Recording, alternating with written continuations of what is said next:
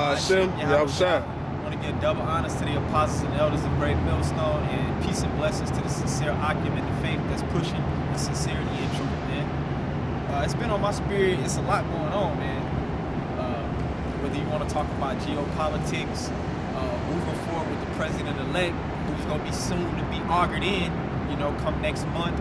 Just all these different chess moves being made globally, currency war, just a lot of legislation being passed to strip more of your rights away. You got the holidays passing, so it's just a lot of things going on, but the people are not taking heed. And when I address people, the main people I'm talking about is the nation of Israel, which consists of the so-called Negroes, Latinos, and Native Americans, man, here in the Western Hemisphere and spread throughout the four corners of the earth.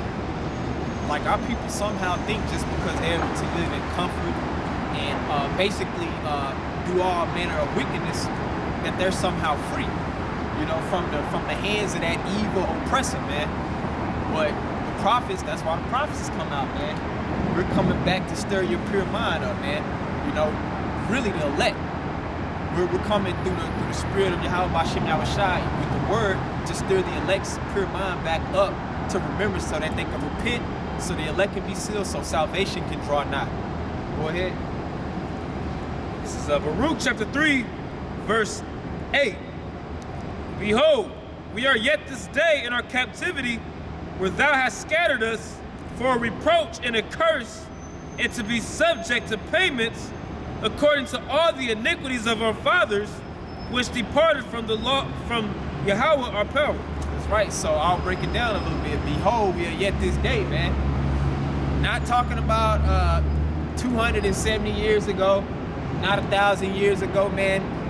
Like, even though this is a prophecy, but it is talking about to the time that we in now, man. Behold, we are yet this day in our captivity, man. Where we were sold over here to our oppressors to be a proverb and a byword, man. And it says scattered too. That's also prophesied, that the nation of Israel will be scattered. That's part of the curses in Deuteronomy the 28th chapter. But yet this day, even though we don't have physical shackles and chains, on our wrists and our ankles, we're still in servitude to our wicked oppressor, man, for going off against the ways of the Heavenly Father, man. Read that again, Baruch. Baruch chapter 3, verse 8. Behold, we are yet this day in our captivity, where thou hast scattered us for a reproach and a curse, and to be subject to payments according to all the iniquities of our fathers, which departed from Yahweh our power. That's right, and to be subject to payments, because our people think just because they may know how to play the credit game a little bit, maybe be able to attain certain things, cars, homes, this or that, they feel that they somehow unchained from the shackles of the oppression that the Most High put us in due to disobedience, man.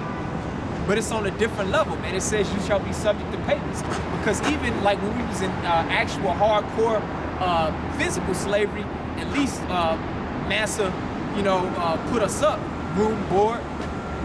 But basically, after the Civil War, to where basically it was split, the Union and the Confederacy, to where the Industrial Revolution basically was at its beginning, to where Jake was coming off the plantation and into factories up north.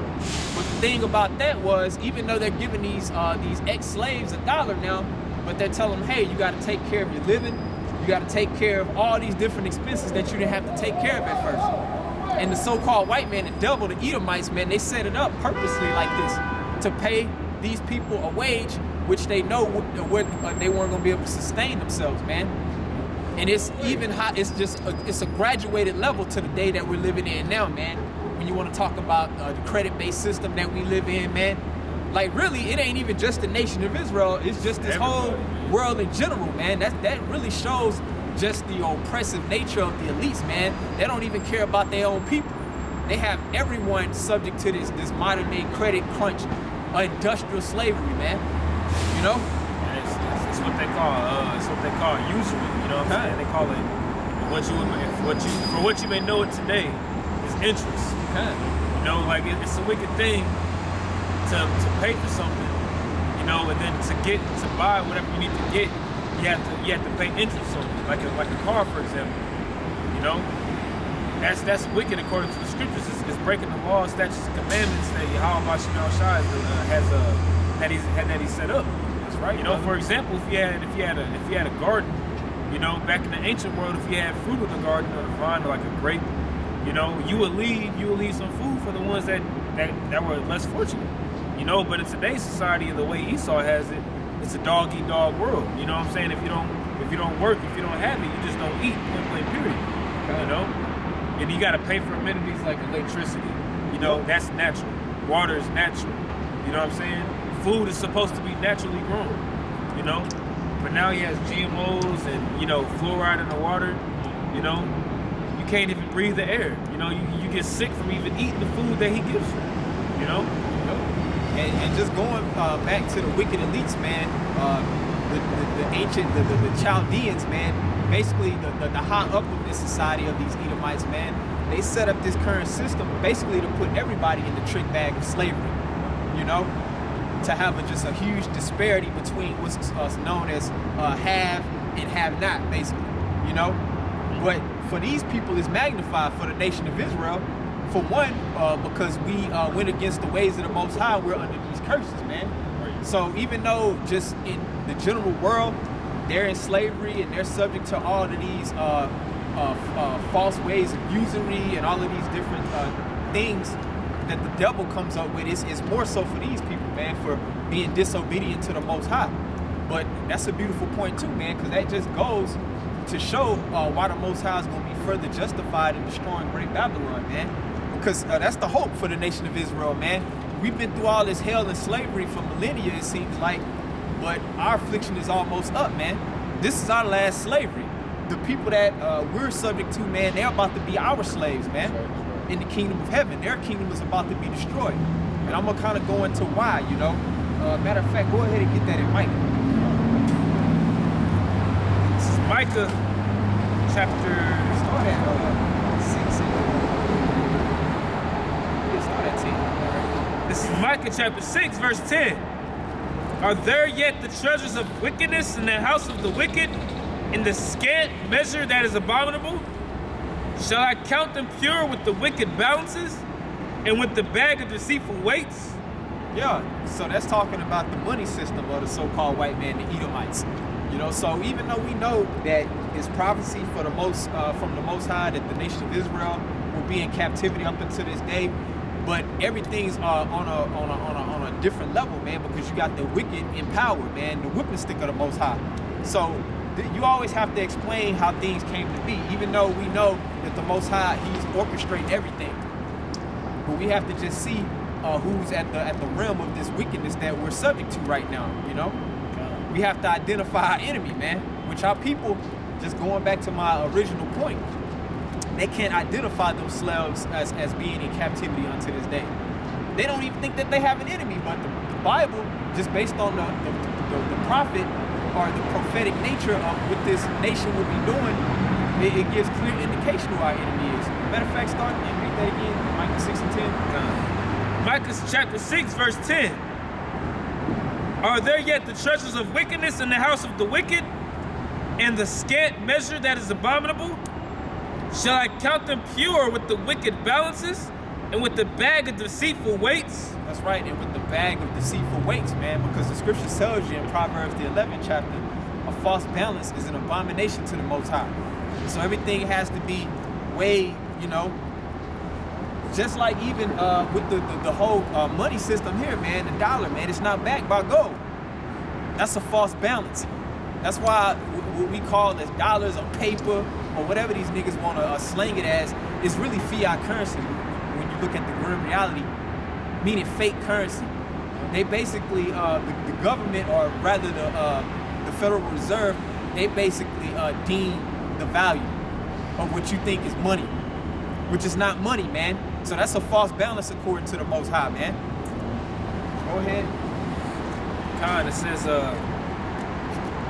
for the rich man thereof are full of violence, and the inhabitants thereof have spoken lies, and their tongue is deceitful in their mouth. That's right, man. So the rich man, they use violence first to gain control of this land, to gain resources in this land, to gain resources all throughout the planet Earth. The nation of Esau, the Edomites, they've used violence. And it also says they've spoken lies, man. You know, whether it be their philosophies, all this different foreign policy, all these different economic policy that they putting on these different nations. And guess what? If you buck up, or if you don't want to pay this interest that we giving you on these loans, we're gonna put an embargo on you. We're gonna put economic sanctions on you.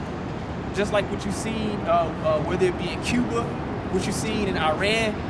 You see it in, you see it in Russia now. Russia. You know, you got what just happened last week. You know, with the National Defense Authorization Act. They just put sanctions on Syria. So I mean, like, what is that going to cause when you put sanctions on? They put sanctions on Syria. You know, so what is that going to bring? That's going to bring tension. I mean, it's already tense over there. Right. You know, but with them bringing sanctions over there to Syria, Russia's pretty much like, okay, man, you're going to give these Syrian rebels weapons. Go ahead and try something. You know, pretty much Russia like, what you going to do? You know, but what the brothers going into beautifully, you know, is about the deceit and the lies, man. One of the biggest lies is this right here. You know, getting our people trapped up, thinking that this man is our Lord and Savior.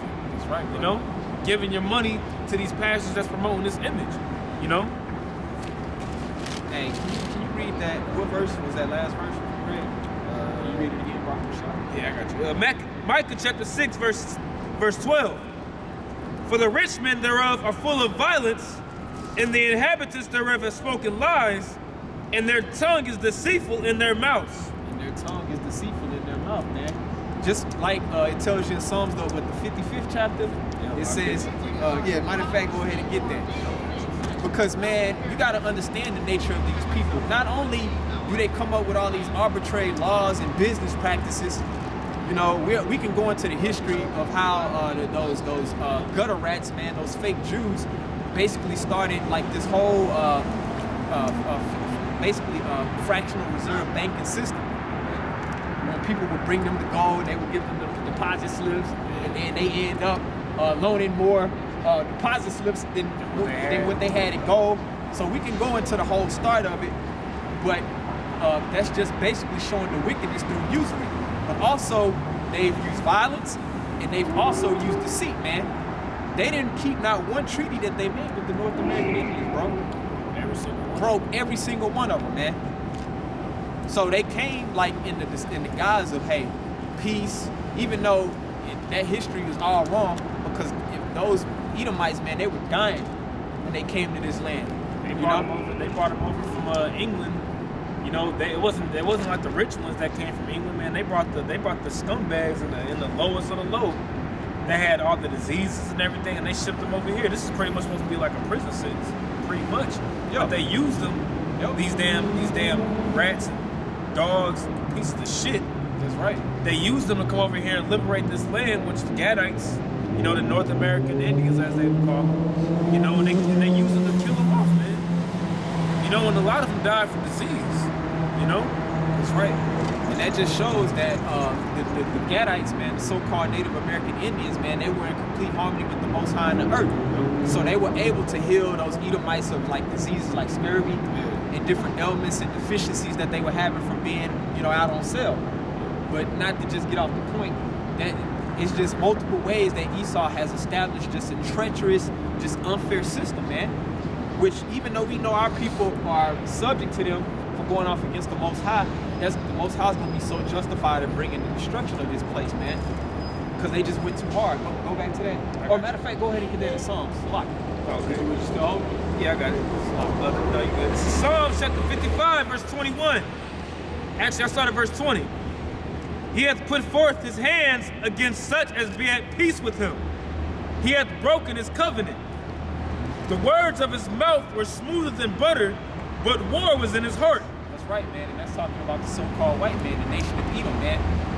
He had put forth his hands to such that had been with peace with them, just like we going into with the Gadites, man. They basically treated them like brothers, and what did they do? Stab them in the back.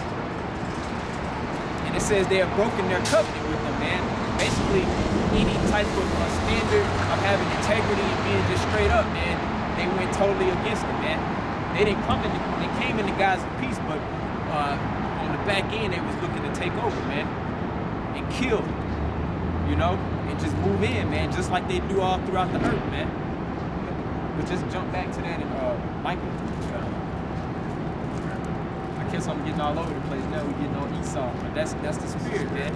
You know, because man, Babylon is set to go down, man. We at the precipice of just of everything just happening around the earth, happening on the media, as far as we know it, happening in front of your face. You know, just in and out our daily lives, man. We just having to see just complete just wickedness and BS all day, every day. You know, and people. A lot of people, they kind of have a sense that there's a heavenly power kind of weighing in on things, but most of our people, especially, they not taking heed because they're lifted up in pride and thinking that this place is going to continue, man, and comfort. Go ahead. This is verse 13 in Micah chapter 6. It says, "Therefore also will I make thee sick and smiting thee, and making thee desolate because of thy sins." That's right. So the Most High is going to make this a complete desolation, man. This place is not going to be inhabitable after these missiles touch down on this place, man. You know, so that's a future prophecy that we can't wait to come to pass as well, man. Because at that time, that the kingdom of heaven is going to be greatly being established. You know, and this place is going to be a memorial, man. You're going to rejoice in the kingdom, man, and just praise the Most High. Because it's just too much, man. It's just like we have to just witness wickedness on a high level from day to day, and we can't enact the Most High's judgment. We got to turn the other cheek, man. See our people being ignorant as hell, sick, at the bottom, knowing that really the Most High is for us. The covenants was given to us, the promises was given to us, but we still just got to roll in this just demonic flow, this condition of hell, man. But even though we deserve it, but the hope is that that's almost up, and our wicked oppressor, man, who's putting all this hell on us, he's about to catch it. Matter of fact, get if you, I don't know if you had a precept, but I was gonna call Psalm 73. Okay. If you got a precept, yeah, I'm gonna go ahead and bring this out real fast. This is Isaiah chapter 10, verse 24.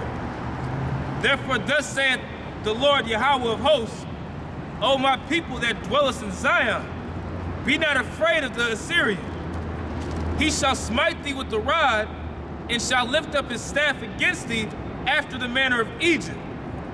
For yet a very little while, and the indignation shall cease, and mine anger in their destruction." That's right, man. So that's basically talking about, it just made a reference between like the ancient Assyrian captivity and the ancient Egyptian captivity, to where, you know, our oppressor was ruling over us just like they doing in this captivity today. Which this is even though in the Assyrian captivity, man, that was a devastating captivity, man. But this is even worse than the Assyrian captivity because they completely stripped us of our heritage. At least in those other captivities, Assyrian and the Egyptian, we knew who we were. You know? If I can make a quick point, even when it said in the manner of Egypt, how this Assyrian would treat us when it comes to slavery. You know, that's how you know it could be talking about America too. Exactly. You know what I'm saying? Because if you look on the back of your dollar, what's on the back of your dollar? You got a pyramid on the back of your dollar. You know, we got all these Egyptian objects.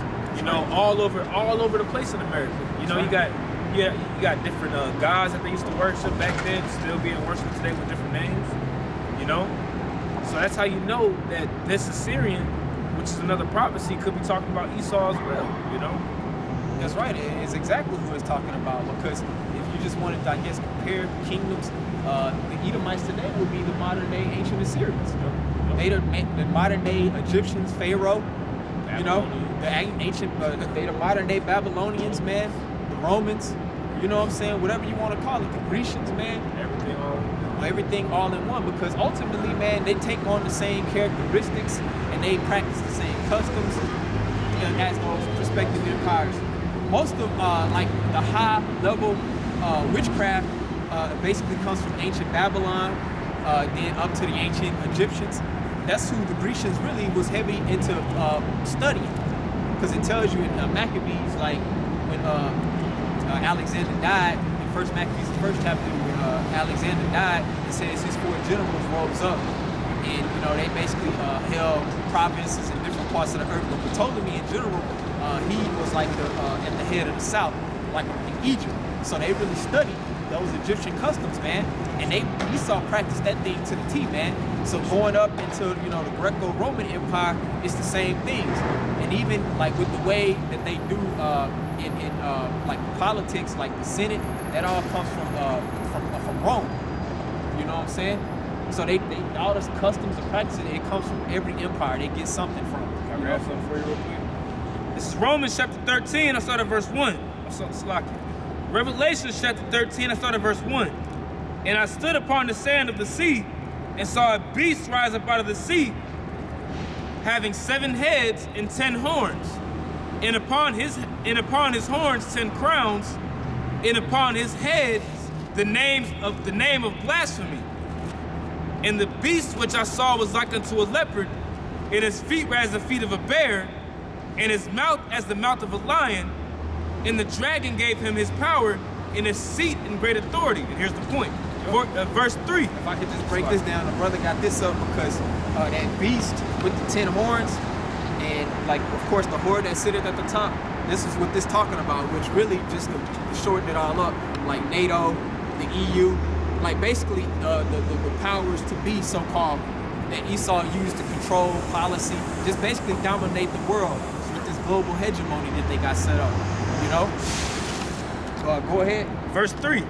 And I saw one of his heads as it were wounded to death. But also, too, when it was talking about the leopard, it was talking about all those prospective empires, you know what I'm saying? To where they basically took the customs and practices and, you know, just from dispensation of time until the time we even up until now, you know, they took all those things from those other empires. But this is the same beast, you know, system that's ruling today in wickedness. Go ahead. Verse 3. And I saw one of his heads as it were wounded to death. That's right. And his deadly wound was healed, and all the world wondered after the beast. That's right. So that healed, that's talking about the Roman Empire, man, which today is talking about America, man. You know what I'm saying? Because the ancient Roman Empire, man, you know, it went down or whatever. Just and that shows, like we've been going into, that America's modern day Rome. Because like that's when you get orgies, well, really from the Greeks. But the Senate, just the denarius, they had a currency, the denarius, they started basically inflating it and mixing it with clay. So the value of their currency at that time went down. Their infrastructure was depleted. Their military was spread out. It's the so-called, how we have the, not we, but how America has, you know, the so-called Democrats and the Republicans. You know, what was it, the plebeians and the patricians? Yep. You know, it's the same thing. That's what when it talks about in the book of Revelations, the 2 horns. Yep. You know, that's what it's talking about. You know, it has 2 horns like a lamb, but it's really like a dragon. You know, it's made to deceive. You know. But it says, because like I was saying, ancient Rome went down, but it says, read that last part again. This is verse 3, Revelation 13:3. And I saw one of his heads as it were wounded to death, and the deadly wound was healed, and all the world wondered after the beast. That's right, and it says the deadly wound healed, so that's coming back today. That's basically the NATO, the EU, but America's that horde that sits on top of the beast, because basically America carries out the military execution. Because you basically, within this beast system, you have 3 main parts. Like the religious aspect is basically based out of the Rome, the Vatican, and then like the financial tier is out of like London, and then the military tier is basically America, man. The Pentagon out of Washington, D.C. So like all these pieces go together, but it's that same beast system, and that's that head that it was talking about healed today. But man, it's a snare though, man. You know what I'm saying? They not gonna continue to go on, man. Is it more than that? That's what the grab that just going into how everything is being reincarnated. Yeah. But that's a beautiful point, because in order to really get the full understanding of the scriptures, man, reincarnation is important to understand, because America's nothing but these previous empires just coming back, man. You got the same people playing out their lot, doing the same things that they did in prospective empires, man. You know? And these processes, elections, they had elections in Rome, man. It's nothing new under the sun, man. Even like with the distractions that they had in Rome, those gladiatorial events, it's the same thing, bread and circus here today. You got the cowboys playing, these niggas dunking basketballs, all these serious issues going on, but they pay, I guess, what's deemed so-called value, you know, within these elites' money. They pay these monkeys, you know, to go entertain, to distract people's minds from the fear and the judgment that the Most High is about to unleash on this place, man. When you look at it, man, like I was listening to Apostle Tahar, and he was saying, like, he had made a point, like, you know, if you just go about your everyday business, you know, go to work, or you know, you go into the store, you just look at every average Jake. You know what I'm saying? When you look at them, you can really tell, like, they cooping for Cocoa Puffs up here, man. They don't know what the hell is going on. You know, they're completely lost because they're infatuated by the wine of Esau. You know, they're infatuated by everything that Esau has to offer on his side, but don't even know what the Most High has for them.